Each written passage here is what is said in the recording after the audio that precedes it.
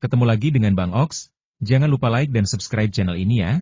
Nyalakan lonceng notifikasi agar kamu tidak ketinggalan video-video terbaru dari kami.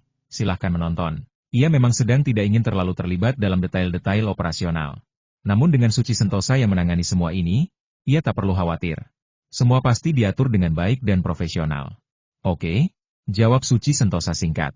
Ia hanya melapor dan menunggu instruksi selanjutnya. Tiba-tiba, Rangga teringat sebuah hal lain dan bertanya, ngomong-ngomong, bagaimana dengan rekrutmen personel? Departemen SDM sedang mengadakan bursa kerja sore ini. Saya akan datang untuk melihat-lihat. Kandidat akhir baru akan ditentukan setelah seleksi selesai. Gaji dan tunjangan di klub Guan Zentang memang sangat besar. Bahkan seorang pelayan biasa saja bisa mendapatkan penghasilan tahunan lebih dari 200.000 yuan. Tetapi karena itulah, klub ini juga sangat ketat dalam rekrut karyawan. Sistem manajemennya begitu disiplin, dan standar masuknya sangat tinggi. Tidak mudah untuk diterima bekerja di sini. Dan bagi siapapun yang sudah diterima, harus sepenuh hati menjalankan tugasnya. Jika kedapatan lengah atau melanggar aturan, maka pemecatan adalah hukumannya. Sistem ini merupakan warisan dari Larasati Wijaya. Namun Suci Sentosa sangat menghargainya dan tetap mempertahankan metode tersebut. Terutama dalam hal perekrutan dan administrasi internal, Suci Sentosa memiliki kontrol yang kuat.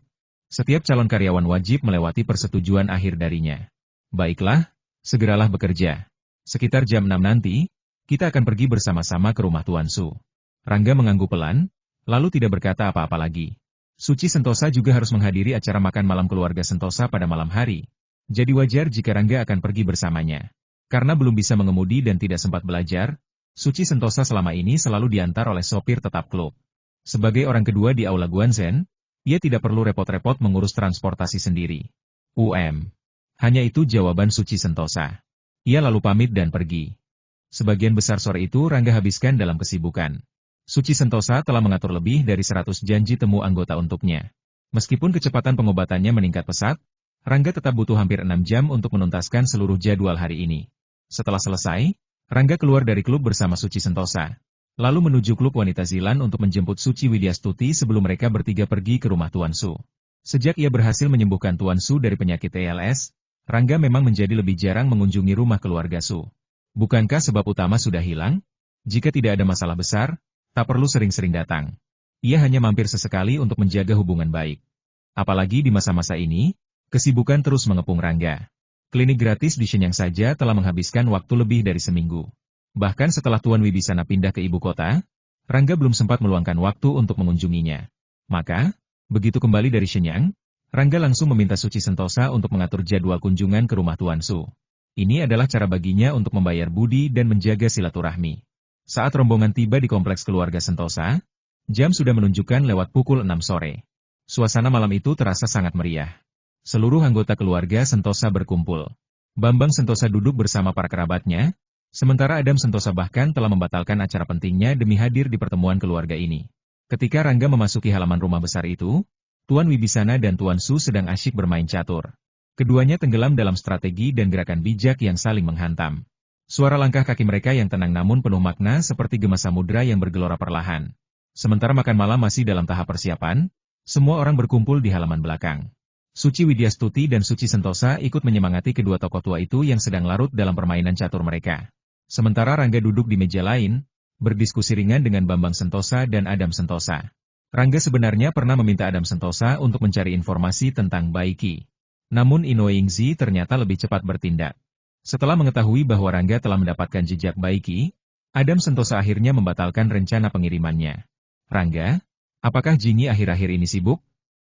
Tanya Bambang Sentosa tiba-tiba, setelah beberapa saat berbincang santai. Pertanyaan itu membuat Rangga terkejut sejenak. Ia lalu menjawab jujur, ya, dia sangat sibuk. Hampir tidak pernah istirahat. Apalagi klub sedang dalam proses ekspansi, dan masih banyak posisi staf yang harus diisi ulang. Jingi pasti akan semakin sibuk. Itu adalah jawaban yang jujur. Namun di hati Rangga, rasa bersalah juga menyelinap pelan. Terlalu banyak beban yang ia alihkan kepada Suci Sentosa. Gadis itu bukan hanya sibuk, tapi juga letih namun selalu ia lakukan tanpa mengeluh. Setelah mendengar penjelasan Rangga, Bambang Sentosa tampak lega. Lalu ia tersenyum tipis dan berkata, tidak heran. Tadi aku pikir gadis kecil ini berbohong padaku, pura-pura sibuk agar bisa menghindari kencan buta yang kami atur. Apa? Rangga benar-benar terperanjat kali ini. Untuk beberapa detik, otaknya kosong. Sebuah rasa tidak nyaman mulai merasuk dalam hatinya seolah sesuatu yang harganya tak ternilai akan segera direnggut darinya. Perasaan itu aneh. Sangat aneh. Dan itu membuat Rangga sedikit canggung pada dirinya sendiri. Adam Sentosa, sang lelaki bijaksana, memandang Rangga dengan tatapan tajam. Ia bisa membaca perubahan halus dalam ekspresi wajah dan aura Rangga. Di matanya, situasi ini jauh lebih dalam dari sekadar percakapan biasa. Namun Bambang Sentosa tak peduli. Ia melanjutkan, Tuan Su dan aku sudah menemukan seorang pemuda yang sangat cocok untuk Jingyi. Memang tidak sehebat kamu, Rangga, tapi dia tetaplah sosok yang hebat. Maka dari itu, kami ingin Jingyi pergi menemuinya. Kalau cocok, biarkan mereka menjalin hubungan lebih dulu. Setelah mendengar ucapan Bambang Sentosa, meskipun Rangga mencoba mengendalikan diri, dadanya terasa seperti dipijat oleh gelombang badai. Otaknya kosong, hatinya gelisah. Bab 446 Kenapa dia ada di sini?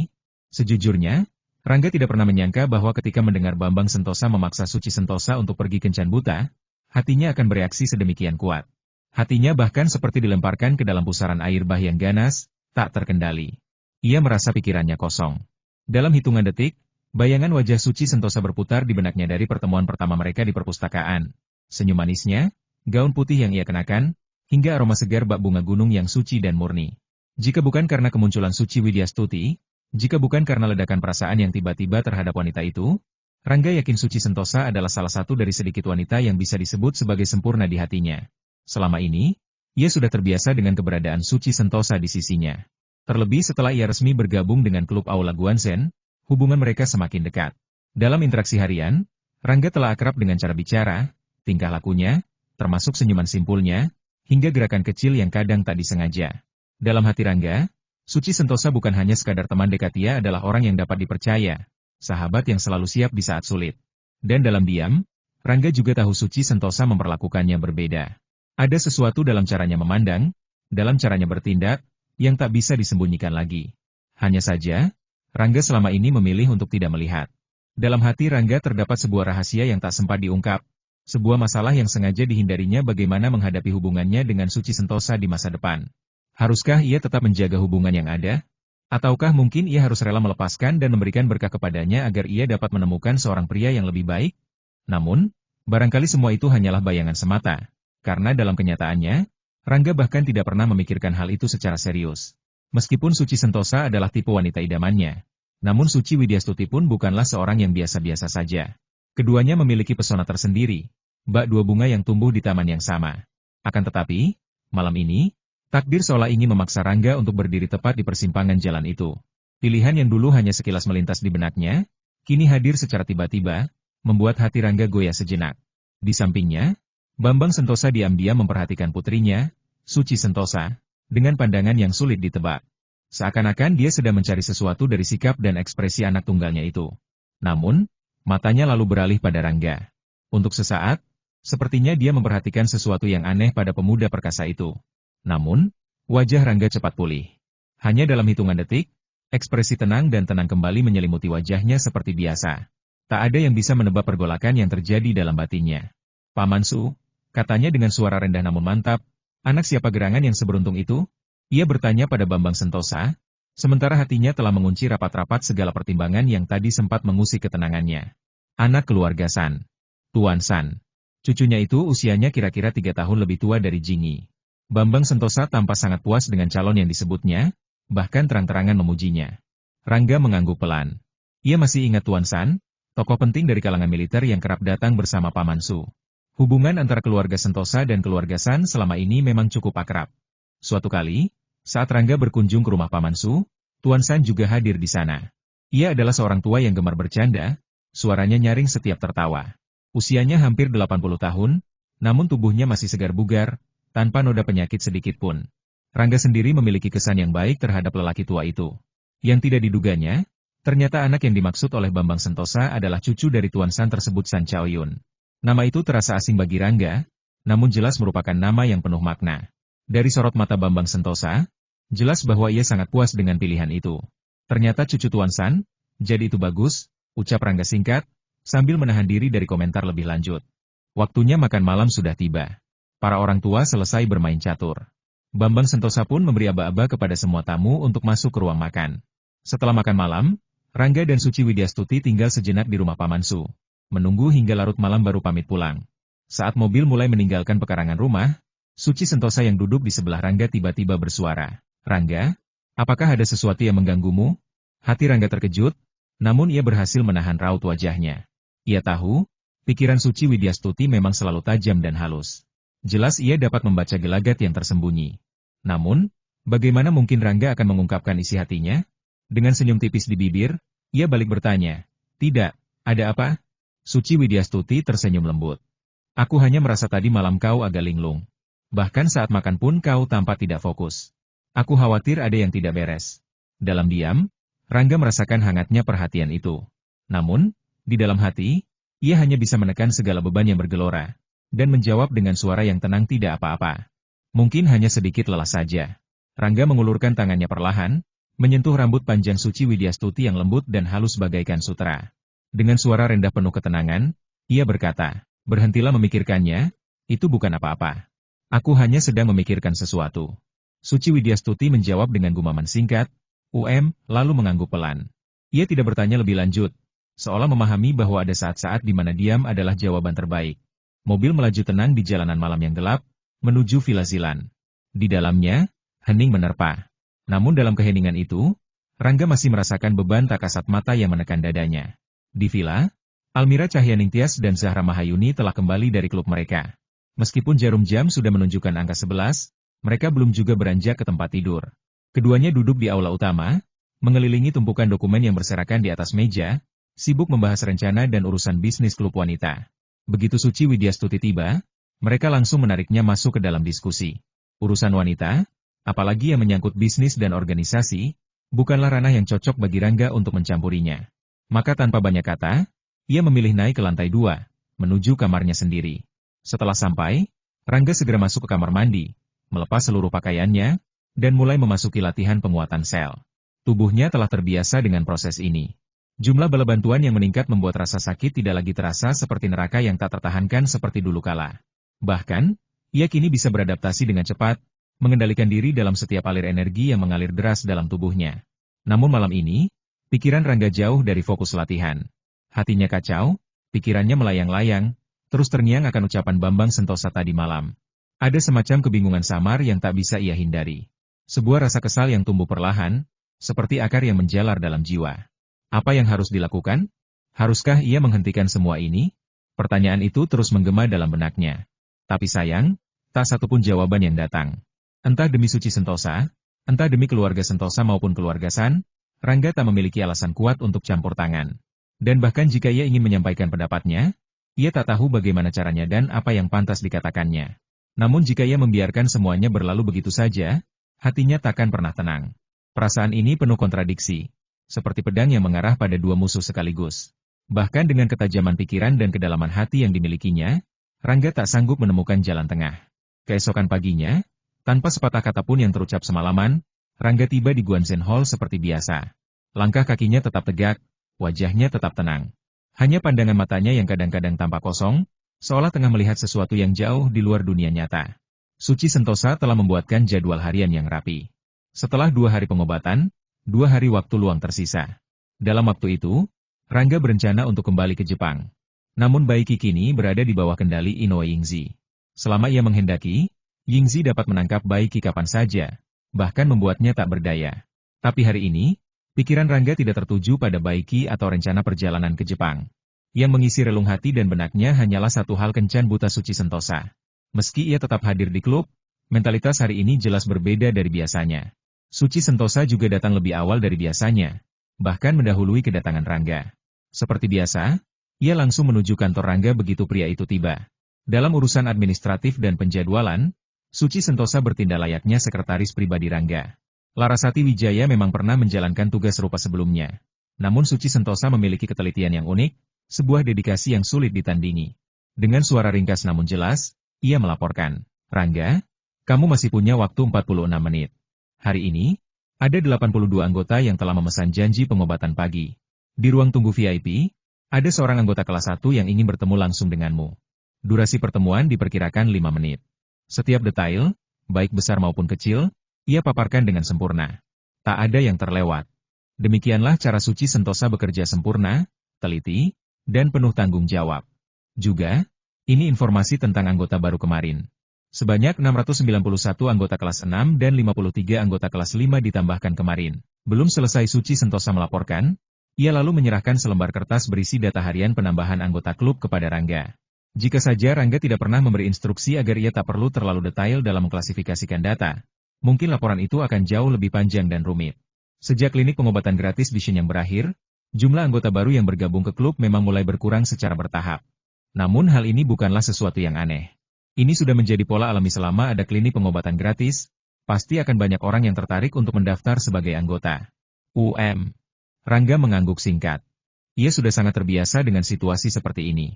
Tapi hari ini, meskipun wajahnya tetap tenang, hatinya sedikit sulit berkonsentrasi mendengarkan. Segala sesuatu yang disampaikan Suci Sentosa hanya lewat begitu saja di telinganya, tanpa benar-benar menyentuh pikirannya. Kalau tidak ada apa-apa lagi, aku permisi dulu. Suci Sentosa meminta izin. Hari ini dia harus menghadapi banyak pekerjaan. Tim desain dari SKK telah naik pesawat menuju ibu kota, dan ia harus mengatur penjemputan serta pendampingan mereka saat melakukan inspeksi lapangan. Selain itu, Departemen Sumber Daya Manusia juga telah mengirimkan daftar nama-nama calon pegawai yang lolos seleksi awal. Ia harus membacanya dengan teliti, lalu menyetujui atau menolak setiap nama satu persatu. Melihat Suci Sentosa hendak keluar, Rangga hampir saja menggerakkan bibirnya untuk menahannya. Namun, setelah membuka mulut, tak sepatah kata pun keluar. Dalam diam, ia sadar bahwa jika ia bicara, segalanya bisa berkembang ke arah yang tak terduga. Subyaoji tak melihat ada yang aneh pada diri Rangga. Melihat Rangga tak mengatakan apa-apa, Suci Sentosa langsung keluar dari ruangan. 2 hari berikutnya, Rangga hampir seluruhnya menghabiskan waktu di klub. Karena jumlah anggota yang membuat janji pengobatan mulai berkurang, ia tidak lagi sibuk sampai larut malam seperti biasanya. Setiap hari, sekitar pukul 10 malam, ia telah selesai dengan semua jadwal pengobatan dan langsung kembali ke Zilan Villa. Berbeda dengannya, Suci Widyastuti belakangan memang sering pulang agak malam. Hampir setiap hari sekitar pukul 10 malam, ia baru kembali bersama Almira Cahyaningtyas dan Zahra Mahayuni. Terlihat sekali bahwa ketiganya telah mencurahkan banyak tenaga dan pikiran bagi perkembangan klub wanita Zilan. Namun perubahan itu juga terasa jelas pada Suci Widyastuti sendiri. Sejak klub wanita berdiri, sikap dinginnya perlahan mulai mencair. Bahkan terkadang, senyum samar tersungging di bibirnya. Yang lebih penting, dengan adanya klub itu, Rangga memiliki tempat untuk menghabiskan waktu ketika datang ke klub utama. Dan jika sedang memiliki waktu luang, ia bisa datang kapan saja. Bersama Almira dan Zahra, operasional klub pun terasa jauh lebih ringan. Pagi hari di hari ketiga, Rangga langsung naik pesawat menuju Tokyo. Miyuko lah yang menjemputnya di bandara. Meski Miyuko belum mengetahui identitas asli Rangga secara lengkap, hubungan antara Rangga dan Inoue Sakura cukup membuatnya tak berani bertindak gegabah sedikit pun. Namun kali ini, tujuan Rangga bukanlah paviliun Inoue Sakura. Ia langsung menuju halaman rumah Inoue Yingzi. Bedanya, kali ini Rangga tidak masuk ke dalam paviliun utama, melainkan langsung menuju ke lobi depan. Baiki telah menunggu sejak lama di lobi saat kendaraan Rangga tiba di halaman rumah besar itu. Tubuhnya kini jauh berbeda dari masa lalunya yang gemilang. Pakaiannya sederhana, wajahnya murung, lesu dan tampak letih.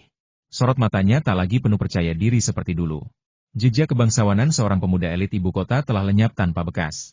Kini, Baiki mengenakan setelan sederhana bermerek Versace, namun tak mampu menyembunyikan kekuyuan dan kekalutan yang terpatri di wajahnya. Ia adalah bayangan pucat dari dirinya yang dulu. Terutama dari sorot matanya, Baiki kini tak lagi memancarkan keangkuhan seorang pangeran kecil di ibu kota yang dulu mengendalikan segalanya. Kini, dalam diamnya ia menyimpan sedikit bayangan kekejaman yang menyeramkan. Namun Baiki tidak diculik atau ditangkap. Ia hadir di sini karena undangan langsung dari Inoue Sakurako.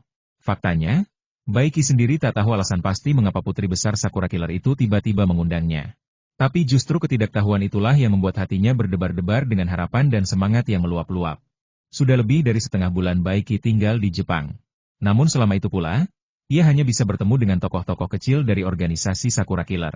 Tak ada pembicaraan penting, tak ada rencana balas dendam yang dibicarakan. Hanya kesunyian yang menusuk jiwa. Padahal, Baiki datang ke sini demi satu tujuan membalas dendam pada Rangga. Untuk itu, ia bahkan rela menipu dana lebih dari 1 miliar rupiah dari keluarganya. Ia takkan melewatkan kesempatan apapun, selama masih bernapas. 1 miliar. Sebuah jumlah yang sangat besar. Dengan uang sebanyak itu, banyak pembunuh bayaran hebat bisa tergoda dan banyak nyawa bisa direnggut. Oleh karena itu, saat menerima undangan dari Inoue Sakurako, Baiki langsung membayangkan sesuatu yang besar. Ia tahu hubungan antara Inoue Sakura dan Rizky Adikusuma. Maka, pikiran pertamanya adalah bahwa Inoue Sakura ingin menggunakan kekuatannya untuk menghancurkan Rangga. Dengan dukungan keluarga Inoue dan kekuatan mematikan dari organisasi pembunuh Sakura, Baiki yakin Rangga tak akan memiliki peluang sama sekali.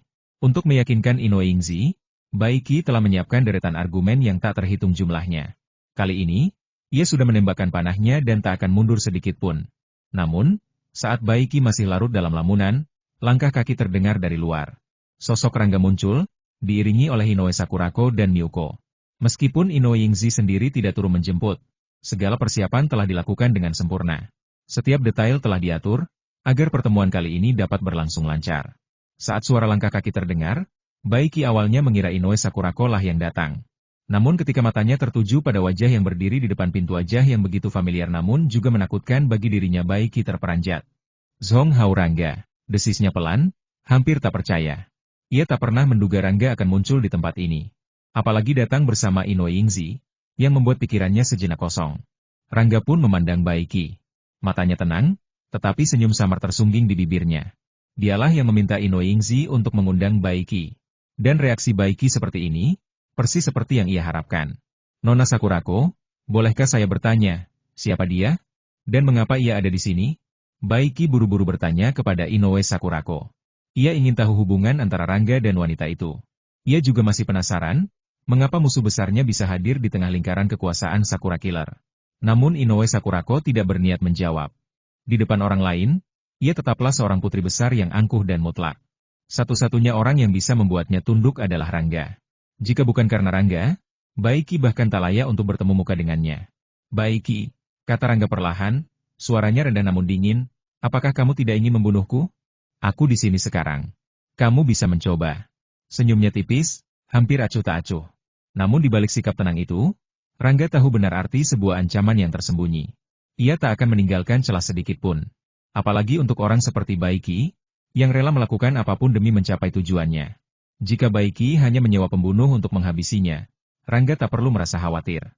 Tapi jika Baiki sampai menyasar Suci Widyastuti atau orang-orang di sekitarnya, maka Rangga tahu, tak semua bisa dicegah. Dan itu adalah sesuatu yang tak akan pernah ia biarkan terjadi. Dengan dana lebih dari 1 miliar, Baiki bisa menyewa ratusan bahkan ribuan pembunuh. Dalam dunia ini, 1000 hari memang cukup untuk menjadi pencuri, tetapi tak pernah cukup untuk menjaga diri dari 1000 ancaman. Rangga tahu benar akan hal itu. Ia semakin enggan mengambil risiko yang membahayakan orang-orang di sekitarnya. Kecelakaan kecil sekalipun bisa berujung pada penyesalan seumur hidup. Itulah sebabnya ia datang ke Tokyo kali ini bukan untuk bertemu kenangan lama atau sekadar meninjau perkembangan, melainkan hanya untuk satu tujuan, mengakhiri ancaman tersembunyi bernama Baiki. Saat mendengar ucapan dingin Rangga, mata Baiki berkilat panik. Wajahnya pucat, suaranya gemetar ketika ia berkata, saya tidak tahu apa yang Anda bicarakan. Selain itu, saya tidak ingin melihat Anda, Nona Yingzi. Jika tidak ada lagi yang perlu dibicarakan, saya permisi untuk pulang. Baiki tahu, segalanya telah terbongkar. Ia sadar bahwa Inoue Yingzi pasti telah menceritakan semua rencananya kepada Rangga. Dalam situasi seperti ini, satu-satunya hal yang masih bisa ia lakukan adalah pergi secepat mungkin. Kekuatan mengerikan Rangga dan kemampuan mematikan Inoue Yingzi membuat Baiki merasa seolah-olah nyawanya sudah berada di ujung pedang. Bahkan jika ia mati, tak akan ada tempat pemakaman baginya. Rangga diam saja. Hanya senyum samar yang tersungging di bibirnya saat ia memandang Baiki dengan tenang. Di belakangnya, Inoue Sakurako berdiri tegak tanpa bergerak. Selama Rangga hadir, ia tidak akan pernah bertindak di luar batas. Ia bahkan tidak berinisiatif untuk bertanya, apalagi ikut campur dalam keputusan. Baiki tak menunggu jawaban. Setelah kalimatnya usai, ia langsung bergegas menuju pintu keluar. Langkahnya cepat, jantungnya berdebar keras, tinjunya mengeras, dan ketegangan di dadanya hampir mencapai puncak. Melihat Rangga dan Inoue Yingzi tidak menunjukkan niat untuk menghentikannya, Baiki mulai sedikit lega. Namun, ketika ia hendak melewati Rangga, tubuhnya tiba-tiba membeku. Seakan terkena mantra sihir, otot-ototnya tak lagi bisa digerakkan. Apakah menurutmu kamu masih punya kesempatan untuk pergi? Suara Rangga terdengar pelan, namun penuh tekanan. Tidak mungkin ia membiarkan Baiki kembali ke ibu kota, lalu kembali mengirimkan pembunuh silih berganti seperti harimau yang dilepaskan ke hutan belantara. Kecuali Rangga menjadi gila, mustahil ia melakukan hal seperti itu. Apa yang kamu lakukan padaku? Lepaskan aku sekarang juga. Baiki panik. Ketakutannya melonjak, seolah arwah neraka telah menjulurkan tangannya untuk menarik jiwanya. Ia sangat familiar dengan perasaan ini. Dulu, ia sempat tersiksa oleh kondisi yang sama, sampai akhirnya sembuh di bawah pengobatan Rangga. Dan kini, rasa mengerikan itu kembali menghantuinya. Namun Rangga tetap tenang. Ia tidak perlu bertindak kasar. Cukup dengan satu kata, jiwa bayi Ki sudah seperti tergantung di tepi jurang. Jawab beberapa pertanyaanku, dan mungkin aku akan mempertimbangkan untuk melepaskanmu. Pertanyaan apapun, aku pasti akan menjawabnya. Bayi Ki langsung menyerah tanpa syarat. Tak ada waktu lagi untuk berpura-pura gagah atau bermain sandiwara. Saat ini, ia hanya ingin hidup. Di mana uang yang kamu tipu? Tanya Rangga langsung, tanpa basa-basi. Itulah tujuan utamanya datang ke Jepang kali ini. Bukan karena ia menginginkan uang itu. 1 miliar bukanlah jumlah besar bagi seseorang yang hartanya mencapai triliunan. Namun uang itu penting bagi Baizi, adik perempuan Baiki yang tak bersalah. Rangga tak ingin melibatkan lebih banyak korban dalam masalah ini. Lepaskan aku. Aku akan memberimu semua uang itu, asalkan kau melepaskanku. Baiki mengira Rangga menginginkan harta. Di tengah ketakutannya, pikiran satu-satunya hanyalah kabur dari cengkeraman Rangga. Adapun janji-janji lainnya, ia akan memikirkannya nanti jika masih ada waktu. Rangga tetap berdiri tegak bagaikan batu karang di tengah badai, tak sedikit pun tergoyahkan.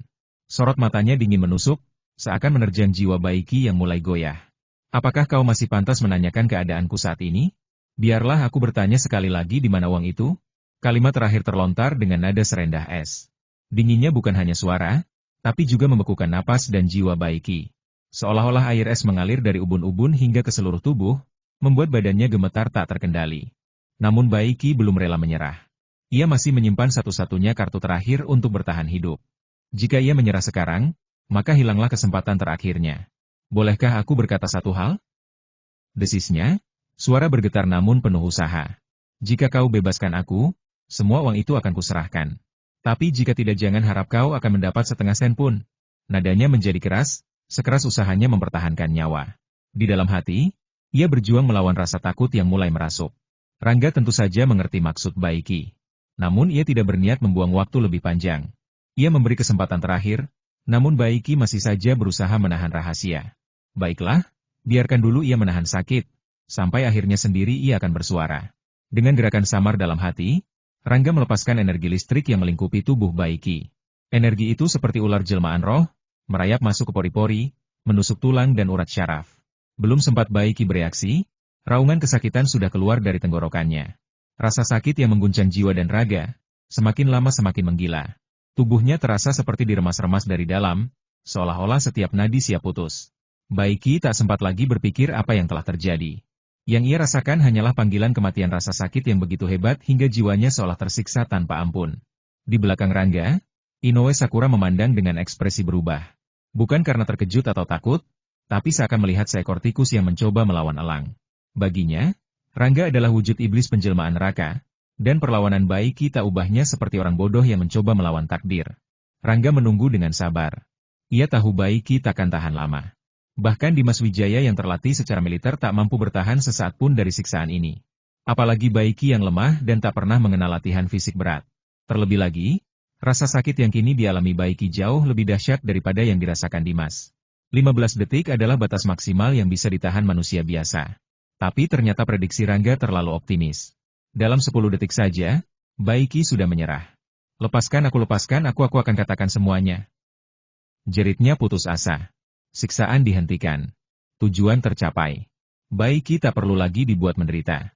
Uang itu ada di rekening bank Swiss milikku, Baiki bercerita dengan suara parau. Ada 11 rekening. Setiap rekening harus diaktifkan dengan autentikasi khusus. Seandainya nomor rekening tidak terlalu panjang dan rumit, mungkin ia akan langsung menyebut semuanya satu persatu. Transfer semua uangmu ke rekening ini, perintah Rangga singkat. Ia mengeluarkan selembar kartu kertas kecil dari saku bajunya, tertulis sebuah nomor rekening, lalu dimasukkan ke dalam saku jas Baiki. Sekilas sentuhan dingin ikut menjalar ke dada Baiki. Pada saat yang sama, Rangga juga menghentikan tekanan pada tubuh Baiki. Pembatasan dilepaskan. Napas Baiki lega, walau jiwanya masih bergoncang oleh bekas rasa sakit yang mengerikan. Baiki terjatuh lemas ke tanah, seperti daun kering yang tak berdaya. Walaupun Rangga telah melepaskan pembatasan pada tubuhnya, rasa sakit yang ia alami sebelumnya telah menguras seluruh tenaga dan semangat juangnya.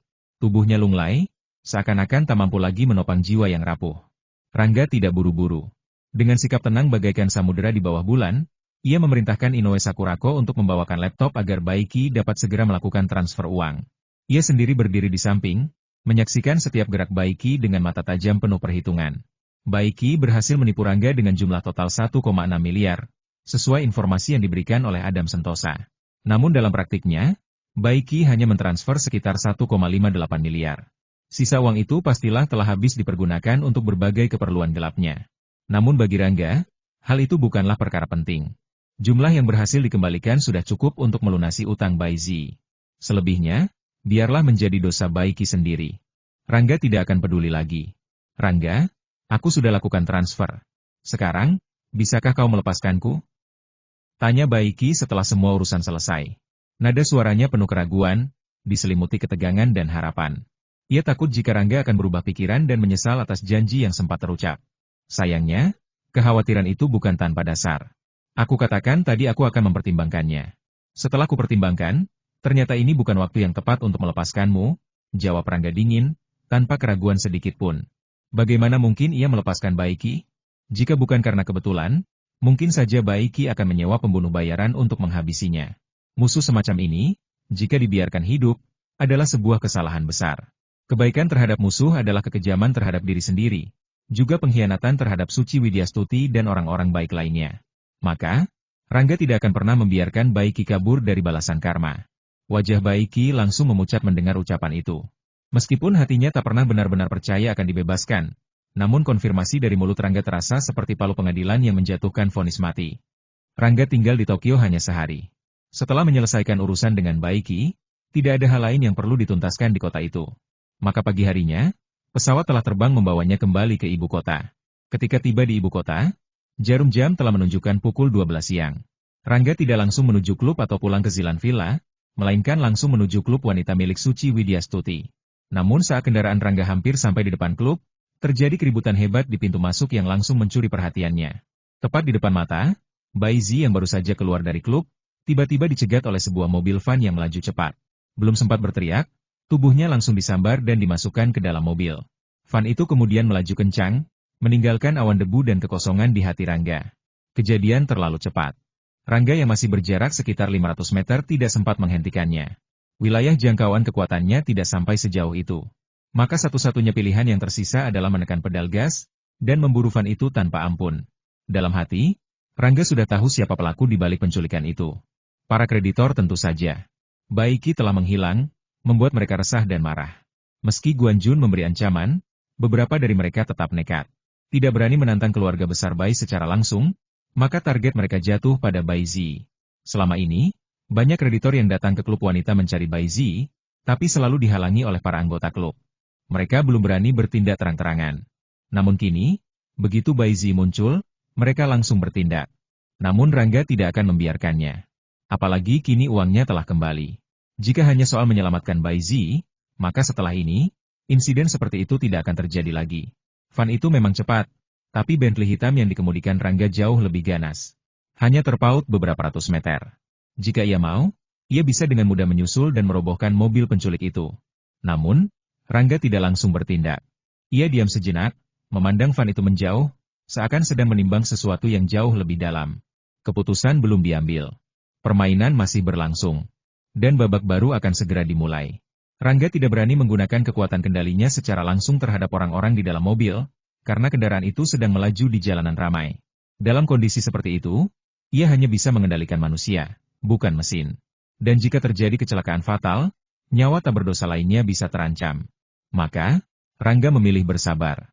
Ia mengikuti van itu dari jarak aman, menunggu hingga berhenti di tempat yang lebih sepi dan terpencil. Disitulah ia akan bertindak.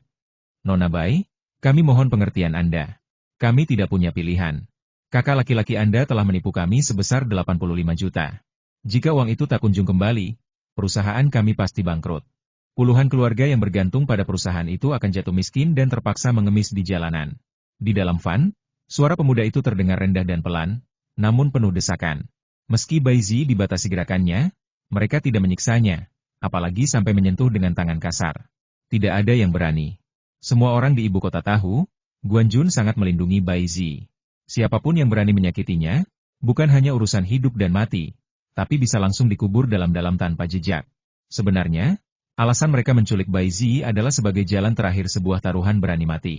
Mereka menaruh harapan besar pada Guan Jun. Cukup satu kata darinya, maka uang itu bisa segera lunas. Tapi tentu saja, mereka harus siap menanggung murkanya. Bai Zi sendiri tidak berkata apa-apa. Hatinya telah lama siap. Ia tahu hari ini pasti datang. Seperti yang pernah ia katakan kepada Suci Widyastuti, jika dulu ia bisa bersembunyi saat pertama kali masuk sekolah menengah, bagaimana ia bisa tetap aman setelah 15 tahun? Orang-orang itu pasti akan datang. Hanya soal waktu. Ia tidak perlu membela diri atau protes. Ia tahu dirinya hanyalah alat tekanan. Bukan untuk membayar utang, tapi sebagai kartu tawar agar pihak lain turun tangan. Nona Bai, bos kami ingin Anda berkunjung sejenak ke kedai tehnya. Begitu uang dikembalikan, Anda akan langsung kami bebaskan. Pemuda itu menutup pembicaraan singkatnya. Bai Zi tetap diam, angin dingin berbisik lewat celah jendela Fan. Beberapa menit kemudian, Fan berhenti di depan sebuah kedai teh bernuansa klasik, dengan dekorasi indah dan suasana tenang. Namun, begitu mesin dimatikan dan para penculik hendak membuka pintu, tubuh mereka mendadak terasa kaku, seakan ditahan oleh tali tak terlihat. Tidak seorang pun bisa bergerak. Tepat di belakang, mobil hitam Rangga juga berhenti. Jarak sudah cukup. Wilayah kekuatannya kini dapat menjangkau. Namun, Rangga belum turun. Ia masih duduk di balik kemudi, diam sejenak, pikirannya melayang pada satu pertanyaan, haruskah ia muncul di hadapan Bai Zi? Jika bisa dihindari, ia lebih suka tidak. Namun keadaan memaksanya. Jika ia tidak muncul sekarang, mungkin Bai Zi akan semakin terperosok dalam bahaya. Lagi pula, ia sudah menyelamatkan Bai Zi, maka ia juga harus memastikan akhir dari semua ini. Setelah merenung sebentar, Rangga membuka kotak sarung tangan di sisi penumpang. Ia mengeluarkan sebuah topi hitam, lalu menaruhnya di kepala, menundukkan pinggiran untuk menutupi sebagian wajahnya. Penyamaran sederhana memang, tapi cukup untuk menghindari pengenalan dari orang biasa. Selama ia tidak mengangkat wajah, hanya segelintir orang seperti Suci Widyastuti yang bisa mengenalinya. Dengan langkah tenang namun pasti, Rangga turun dari mobil dan mulai berjalan menuju Van. Langkah demi langkah, bayangannya semakin mendekati pintu nasib yang akan segera terbuka. Bab 448 Ekspansi. Di dalam van yang sempit, Bai Zi memandang para pemuda penculiknya dengan sorot mata bingung. Ia tak menunjukkan ketakutan, hanya rasa heran yang mendalam. Namun di hatinya, ia tahu, ini adalah akibat dari dosa kakaknya yang terlalu banyak. Para pemuda itu sebenarnya hendak turun dari mobil. Salah satunya bahkan sudah menggapai gagang pintu. Tapi tiba-tiba, gerakan mereka terhenti bagaikan disambar petir tak berbunyi. Tubuh mereka kaku, seperti patung batu. Hanya kesadaran yang masih ada, menyaksikan apa yang akan terjadi selanjutnya. Sayangnya, saat Bai Zi mencoba melepaskan diri dari borgol besi yang melilit pergelangan tangannya ke sandaran kursi belakang, kulitnya pecah dan darah mulai menetes. Ia meronta, tapi sia-sia. Borgol itu begitu kuat, dan usahanya justru membuat lukanya semakin parah. Saat Bai Zi sedang berjuang melawan rasa sakit dan takdirnya, pintu geser van tiba-tiba terbuka. Bayangan seorang pria muda bertopi hitam muncul di ambang pintu, membawa angin dingin dari luar. Dalam hati kecil, Bai Zi mengira orang ini adalah teman dari para penculik. Ia menyerah, tidak lagi melawan. Tapi ternyata dugaannya salah. Rangga masuk dengan langkah tenang, wajahnya sengaja ditundukkan agar Bai Zi tidak mengenalinya. Ia tidak ingin identitasnya terbongkar. Setidaknya bukan saat ini. Satu sentuhan saja cukup bagi Rangga untuk melontarkan para pemuda itu ke tepi. Mereka terlempar seperti daun kering di udara, tanpa suara, tanpa daya. Langkah kaki Rangga ringan namun pasti saat ia mendekati Bai Zi. Sorot matanya singgah sejenak pada borgol yang melilit pergelangan tangan kecil itu. Dengan santai, ia ulurkan jari jemarinya. Tidak ada ledakan kekuatan, tidak ada desiran angin pemberitahu. Cuma satu tarikan lembut borgol itu hancur bagaikan tanah liat basah. Terbuang begitu saja ke lantai van seperti sampah tak bernilai. Bai Zi terpaku. Matanya yang indah terbelalak lebar. Tak percaya. Tidak mungkin. Tidak ada manusia biasa yang bisa melakukan hal semacam itu. Bahkan dalam mimpi pun, mustahil. Para pemuda yang masih sadar juga tercengang. Mereka melihat Rangga seolah-olah melihat iblis jelmaan neraka yang turun ke dunia fana. Namun Rangga tidak peduli pandangan mereka. Tujuan utamanya hanya satu, menyelamatkan Bai Zi. Kalian tidak perlu mencari Nona Bai lagi, ujarnya datar, suaranya diubah sedikit agar tidak mudah dikenali. Uang yang ditipu oleh Bai Qi akan dikembalikan dalam waktu 3 hari. Baru setelah itu Bai Zi tersadar. Ia mengerti bahwa pihak ini datang untuk menyelamatkannya. Yang tidak ia sangka, Rangga benar-benar bersedia mengembalikan uang yang ditipu oleh Bai Qi. Namun, Bai Zi tidak ingin terus dibayangi pertanyaan-pertanyaan yang mengganjal. Hatinya penuh harap, mungkin saja pemuda ini dikirim oleh kakaknya sendiri. Maka, setelah keluar dari van, Baizi langsung bertanya, siapa kamu? Dan mengapa kamu menyelamatkanku? Ia tidak ingin segala sesuatunya kabur. Ia ingin tahu, siapa pria misterius ini, dan apakah ini pertanda bahwa Baiki akhirnya mau bertobat. Rangga terdiam sejenak, lalu menjawab singkat, Baiki memintaku datang. Semua uang yang ditipunya telah diserahkan kepadaku. Jangan khawatir, aku akan mengembalikan semuanya kepada mereka dalam waktu 3 hari. Walaupun ia tetap menundukkan kepala, Rangga tahu betul apa yang sedang dipikirkan Baizi. Ucapannya barusan adalah jawaban yang cukup untuk menenangkan hati gadis itu, walau hanya separuh kebenaran. Baizi mendongak, sorot matanya bersinar. Harapan kembali hidup. Benarkah? Di mana saudaraku sekarang? Tanyanya cepat, suara penuh kerinduan. Selama dia bersedia menyerahkan uang itu, kami semua pasti akan memaafkannya. Pertanyaan itu menggantung di udara. Rangga diam. Tapi dalam hati, ia berkata pelan. Sayangnya, Baiki tidak akan pernah bebas lagi. Namun ia tak mengucapkannya. Ia hanya menatap Baizi dengan tatapan sayu, lalu berkata pelan, aku akan memberimu jawaban lain nanti. Sekarang, mari kita pulang. Dan Baizi, meski masih penasaran, ikut saja. Ia tahu, pemuda ini adalah satu-satunya jalan menuju kebenaran yang selama ini ia cari. Di bawah langit yang mulai menghitam, angin malam berhembus perlahan melalui celah-celah gedung tinggi ibu kota. Di tengah hiruk-pikuk kota yang tak pernah tidur, sebuah percakapan terjadi di sudut jalan yang sepi. Entahlah, aku hanya bertanggung jawab membantunya mengembalikan uang itu, kata Rangga dengan suara datar. Dia bisa saja berkelit, memberi alasan seenaknya, tapi tidak ia lakukan. Sebab, jika sudah berkata demikian, bukan lagi sekadar dusta kecil belaka. Baizi menatapnya tajam, matanya penuh keraguan dan harapan. Kamu pasti tahu sesuatu. Tolong, beritahu aku. Tidak seperti biasanya, Baizi yang keras kepala ini tidak mundur. Hatinya membara, namun di dalam dada juga bergelora rasa bersalah. Dulu, ia membenci kakaknya sendiri Baiki karena sifatnya yang egois dan dingin, yang membuat keluarga mereka terpuruk. Tapi kini, setelah mendengar bahwa Baiki rela mengorbankan hartanya untuk menebus kesalahan, kebencian itu mulai luntur. Jika Baiki masih peduli pada keluarga, mengapa dirinya harus tetap memendam dendam? Sebab itu, Baizi sangat ingin tahu keberadaan sang kakak. Ia tahu betapa orang tua mereka merindukan Baiki. Keluarga Bai adalah keluarga besar dengan tradisi keturunan lelaki yang kuat. Jika Baiki hilang, maka nyaris punahlah garis keturunan mereka. Namun Rangga hanya menjawab dingin, tidak usah kau tanya lagi. Aku bilang, aku tidak tahu. Lagi pula, aku sudah cukup banyak bicara. Selamat tinggal. Lalu ia berbalik, tanpa pandang muka. Langkahnya tenang, namun penuh maksud. Baizi ingin mengejar, tapi tubuhnya tiba-tiba terasa berat, seolah diikat oleh kekuatan tak kasat mata. Itulah ilmu silat tingkat tinggi yang dimiliki Rangga, ilmu pembeku gerak lawan. Rangga tidak langsung menuju mobilnya. Ia justru berjalan ke arah berlawanan, seolah ingin memastikan Baizi tak mungkin mengikutinya. Bentley hitam mengkilat yang ia tunggangi memang dikenal di kalangan elit ibu kota. Jika Baizi benar-benar penasaran, mudah saja mencari tahu siapa dirinya. Tapi Rangga tidak khawatir. Kecepatannya saat bergerak bagaikan kilat, bahkan mata manusia biasa tak akan mampu menangkap bayangannya. Baizi hanya bisa memandang kosong. Tubuhnya masih lumpuh, lidahnya terasa keluh.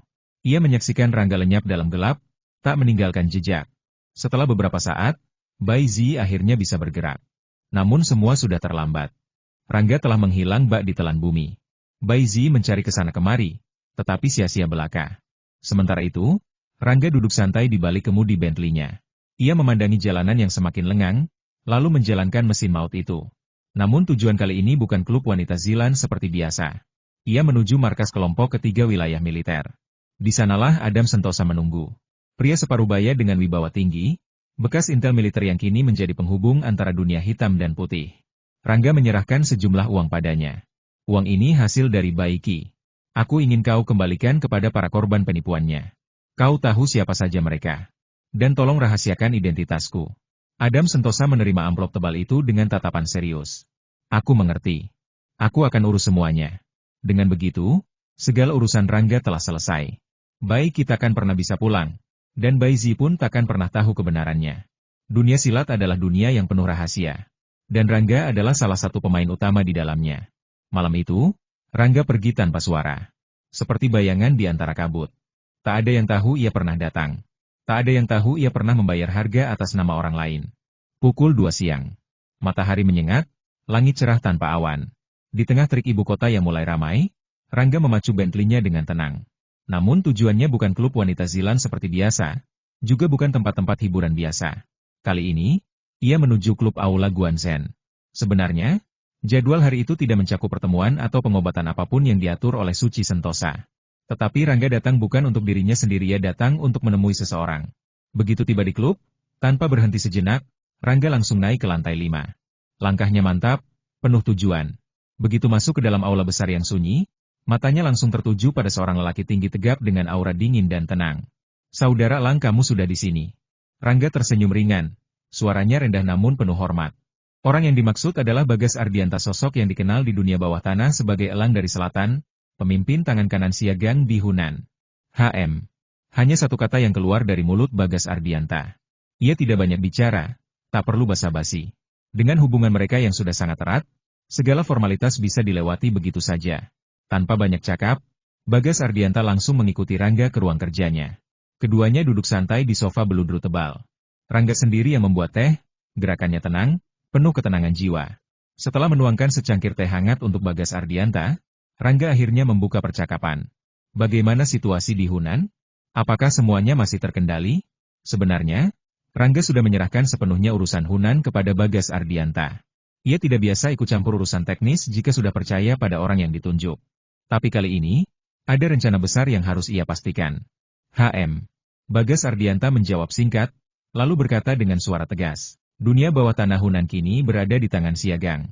Tidak lebih dari beberapa kalimat, tapi cukup menggambarkan bahwa geng tersebut telah menduduki posisi tertinggi di wilayah itu. Siagang benar-benar menjadi kekuatan dominan di balik bayang-bayang.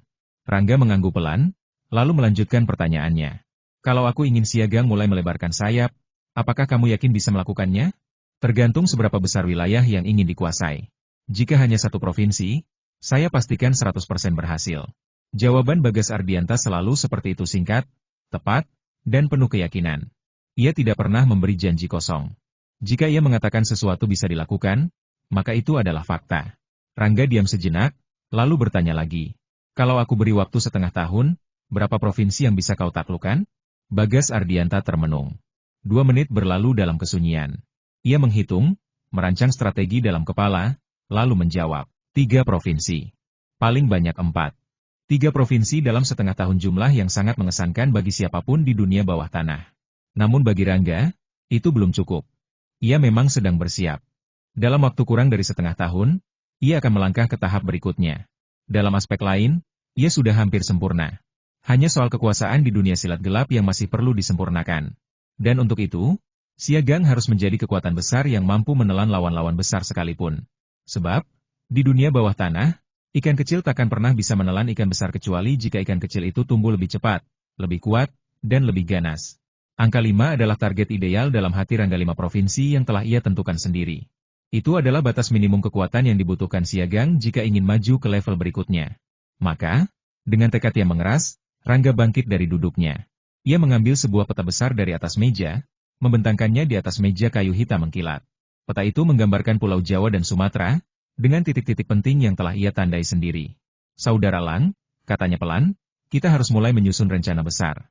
Setelah peta terbentang rapi di atas meja, Rangga menatapnya sejenak, lalu berpaling pada Bagas Ardianta yang duduk tenang di hadapannya. "Saudara Lang," ujar Rangga dengan suara rendah namun tegas, "saya ingin wilayah ini dapat kita kuasai dalam waktu setengah tahun. Anda bisa mulai membuat pengaturan, dan saya akan turun tangan bila waktunya tiba." Kalimat terakhir itulah inti dari semua perkataannya. Sebab, tanpa keterlibatan langsung dirinya, mustahil bagi Siagang untuk menguasai 5 provinsi dalam waktu singkat, terutama karena wilayah yang dimaksud adalah daerah strategis dengan 5 provinsi besar, termasuk wilayah di luar Hunan. Namun jika Rangga sendiri yang bertindak, segalanya akan menjadi berbeda. Dengan kekuatan yang telah ia kumpulkan selama ini, dan akumulasi ilmu silat tinggi yang telah rampung melalui perawatan berkala dari Suci Sentosa, waktunya kini relatif lebih longgar. Ia pun siap mengambil langkah besar. Sebelum itu, ia harus membicarakan masalah ini dengan Zhao Hongshan. Karena jika rencana ini dilanjutkan, maka kekuatan Blood Phoenix Society juga harus ditarik ke medan pertempuran. Dengan kombinasi antara kekuatan Siagang, pasukan Blood Phoenix, dan kemampuan pribadinya yang luar biasa, tak ada alasan gagal merebut 5 provinsi dalam waktu setengah tahun. Meskipun Zhao Hongshan secara resmi telah menyerahkan kendali Blood Phoenix Society kepada Rangga, organisasi itu masih tersebar di berbagai wilayah. Jika ingin benar-benar dikendalikan, Rangga harus memperluas jaringan kekuasaannya secara cepat. Sebelumnya, Zhao Hongshan hanya membawa sejumlah elit ke Hunan dan menyerahkannya kepada Bagas Ardianta. Pasukan utama masih berada di berbagai provinsi lain, tersebar seperti angin di lepas pantai. Oke, setelah aku kembali kali ini, aku akan mulai membuat pengaturan. Jawaban Bagas Ardianta kali ini berbeda dari sebelumnya. Tidak lagi singkat dan dingin, tetapi penuh keyakinan mutlak. Ia mungkin tidak tahu betapa dahsyatnya kekuatan Rangga saat ini, tapi pengalamannya sebagai elang dari selatan cukup memberinya gambaran bahwa dengan bantuan Rangga, semua rencana ini bukan sekadar hayalan belaka. Melihat jawaban pasti dari sahabatnya, Rangga tidak melanjutkan pembicaraan tentang rencana penaklukan tersebut. Ia langsung beralih ke topik lain. Itu saja dulu, Saudara Bagas Ardianta. Kamu tidak perlu buru-buru kembali. Aku sudah membuat janji dengan Adam dan beberapa teman dari kelompok ketiga untuk minum bersama malam ini. Kamu bisa beristirahat dulu di ibu kota selama beberapa hari. Rencana bisa kita mulai nanti. Baiklah, jawab Bagas Ardianta singkat. Kalau begitu aku akan mengunjungi orang tua itu sekarang. Tidak ada penolakan sedikit pun. Hatinya ringan menerima ajakan itu. Bagas Ardianta memang tidak banyak memiliki teman. Selain Rangga, satu-satunya keluarga yang tersisa baginya hanyalah saudara-saudara dari kelompok ketiga wilayah militer. Setelah meninggalkan kesatuan itu untuk membantu Rangga, kunjungan kali ini adalah semacam pulang yang jarang terjadi. Selain itu, ia juga ingin menemui Tuan Wibisana. Pria tua bijaksana itu selama ini dipandangnya seperti kakek sendiri.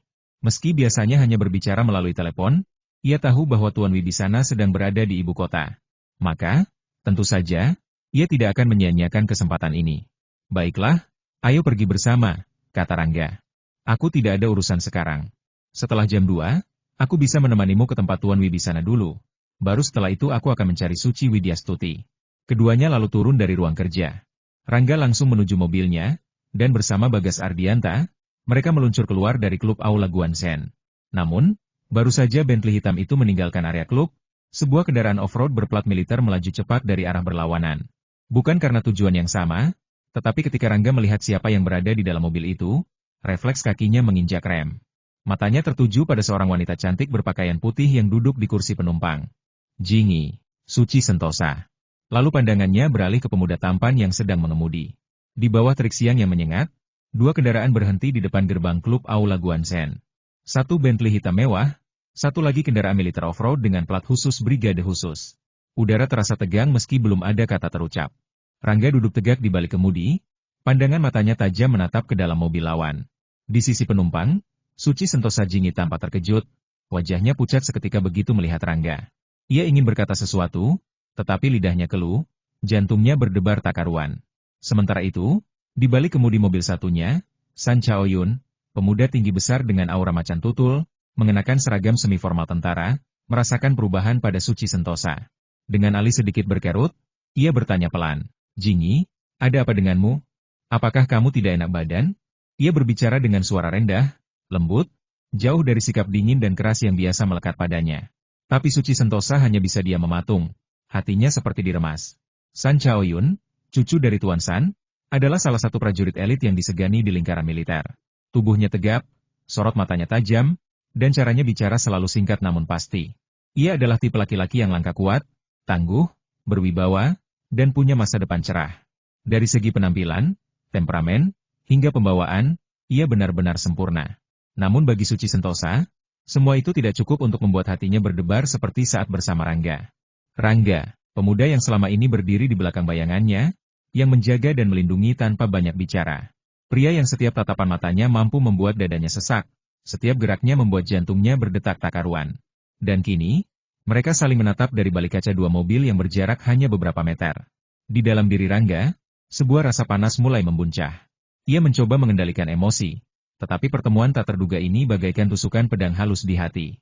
Dia tahu bahwa Suci Sentosa tidak memiliki niat untuk datang ke sini bersama San Chaoyun. Dia juga tahu bahwa Bambang Sentosa, pamannya, telah memaksanya. Namun, fakta bahwa keduanya sedang dalam kencan buta tetap saja menusuk.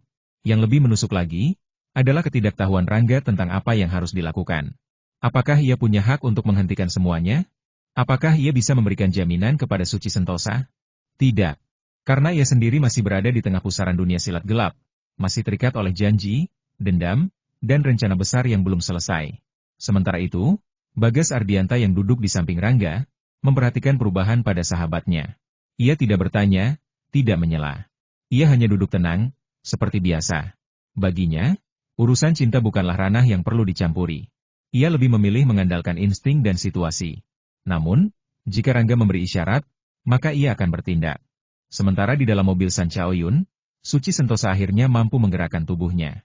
Ia menelan ludah, lalu berkata pelan, "Tidak apa-apa, aku hanya agak lelah." Jawaban yang jelas dusta, tapi San Chaoyun tidak menekan lebih lanjut. Ia hanya tersenyum tipis, lalu berkata, "Kalau begitu, istirahatlah dulu. Aku antarkan kamu pulang." Kata-kata itu terdengar baik, penuh perhatian, namun di telinga Suci Sentosa, terasa hambar. Sebab, ia tahu, jika saja Rangga yang mengatakannya, ia akan merasa nyaman. Tapi dari San Chaoyun, semua itu hanya terasa sebagai sopan santun biasa. Saat itu, Rangga akhirnya membuka pintu mobilnya dan turun. Langkah kakinya mantap, aura kekuatan yang mendalam seolah memancar dari setiap geraknya. Pandangannya lurus menatap Suci Sentosa, dan sejenak mata mereka bersirobok. Dalam sekejap, waktu terasa berhenti. Namun, sebelum Suci Sentosa sempat membuka mulut, Rangga sudah berbicara lebih dulu. "Jingi, kita bertemu lagi." Suara Rangga tenang, tapi di dalamnya tersirat rasa sakit yang tak terucap. Sementara itu, San Chaoyun juga turun dari mobilnya. Ia melangkah maju, lalu menatap Rangga dengan tatapan netral. "Kamu teman Jingi?" Mereka berdua, dua pria hebat dari dua dunia berbeda, akhirnya bertemu. Satu adalah penguasa dunia bawah tanah yang penuh rahasia. Satu lagi adalah prajurit elit dengan reputasi tinggi di lingkaran militer. Dan di antara mereka, berdiri Suci Sentosa, hati yang terbagi, jiwa yang bimbang. Perkenalan ini adalah awal dari konflik yang tak terhindarkan. Di bawah sengatan matahari siang yang terik, Suci Sentosa membuka pintu mobil San Chaoyun dengan gerakan cepat. Matanya tak lepas dari Bentley hitam yang kini mulai melaju menjauh. "Tidak apa-apa," gumamnya tanpa sadar, seolah berusaha meyakinkan diri sendiri. Tapi hatinya tidak bisa dibohongi, ada sesuatu yang terasa hancur di dalam dada. San Chaoyun, Kapten Brigade Pasukan Khusus Pertama Wilayah Militer, menyadari perubahan pada Suci Sentosa. Indera pengamatannya yang tajam sebagai prajurit langsung menangkap arah pandangan wanita itu. Dan ketika matanya mengikuti tatapan Suci Sentosa, ia pun memandang ke mobil lain Bentley hitam yang sedang melaju pergi. Bagas Ardianta. Mata San Chaoyun menyipit sejenak. Pria di kursi penumpang mobil itu adalah Elang dari Selatan, salah satu penguji saat ia ikut seleksi kelompok ketiga beberapa tahun lalu. Meski akhirnya ia tidak lolos karena alasan tertentu, ia masih mengingat betul wajah dan aura dingin Bagas Ardianta. Namun yang lebih menarik perhatiannya bukanlah Elang, melainkan pemuda di sebelahnya. Sosok itu tampak familiar. Wajahnya tenang, tapi dari sorot matanya terpancar ketenangan yang sangat dalam. Postur tubuhnya tegap, namun tidak terlalu tegang. Di balik kesederhanaannya, tersembunyi kekuatan besar yang bahkan membuat udara di sekitarnya terasa sedikit berbeda. San Chaoyun menduga kuat bahwa itulah Rangga.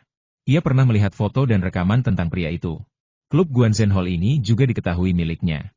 Dan fakta bahwa Suci Sentosa menatap mobil itu dengan raut wajah seperti baru saja kehilangan sesuatu hanya semakin memperkuat dugaannya.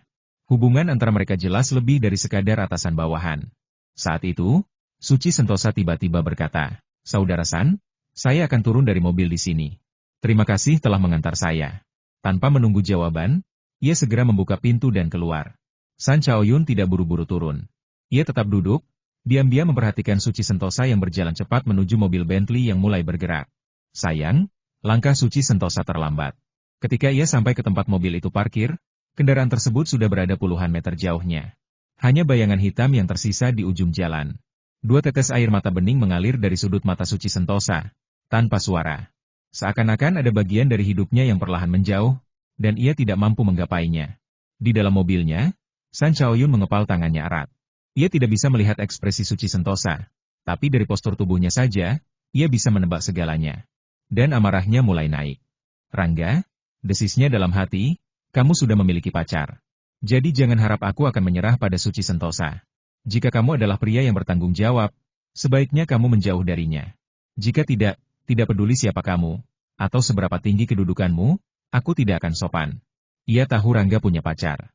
Ia pernah menyaksikan pertunjukan Rangga di klub, dan tahu statusnya di dunia bawah tanah. Tapi itu tidak mengubah pendirian San Chaoyun. Seorang prajurit tidak mundur hanya karena lawan hebat. Terlebih lagi, ia yakin hubungan antara Suci Sentosa dan Rangga belum sampai titik tak bisa dipisahkan. Jika Suci Sentosa masih perawan, jika belum menjadi milik Rangga secara utuh, maka ia masih punya kesempatan. Dan ia tidak akan menyia-nyiakan kesempatan itu. San Chaoyun menyalakan mesin mobilnya pelan-pelan, lalu melajukan kendaraan ke depan klub. Langkah barunya di ibu kota belum selesai. Dan pertemuannya dengan Rangga hari ini, mungkin hanya awal dari sebuah perseteruan yang lebih besar. Rangga adalah seorang laki-laki yang dikenal memiliki hati baja dan tekad besi. Namun, dalam dirinya tersimpan perasaan yang tak mudah ditebak, bahkan oleh dirinya sendiri. Ia bukanlah jenis manusia yang mudah menyerah, karena semangatnya terbentuk dari badai pengalaman dan rintangan yang telah dilaluinya. Sebab itulah ia tak mungkin mundur begitu saja. Tapi kali ini, langkahnya berhenti bukan karena ketakutan atau keraguan, melainkan karena dorongan naluri yang tiba-tiba menggelegar di dalam jiwanya. Naluri seorang pejuang yang tahu kapan harus menahan diri, kapan harus menunggu, dan kapan harus mengalah. Pertemuan dengan Suci Sentosa saat itu tidak memiliki arti apapun bagi Rangga. Ia tidak tahu apa yang sebenarnya terjadi antara Suci Sentosa dan San Chaoyun. Dan ia pun sadar, ia bukanlah orang yang tepat untuk mencampuri urusan pribadi mereka. Maka, setelah menyadarkan diri dari lamunan sesaat, Rangga memilih untuk pergi. Tong, ting, ting, ting. Istirahat dulu bosku. Lanjut ke video berikutnya dan jangan lupa like dan subscribe channel ini ya. Nyalakan lonceng notifikasi agar kamu tidak ketinggalan video-video terbaru dari kami, Tong, Ting.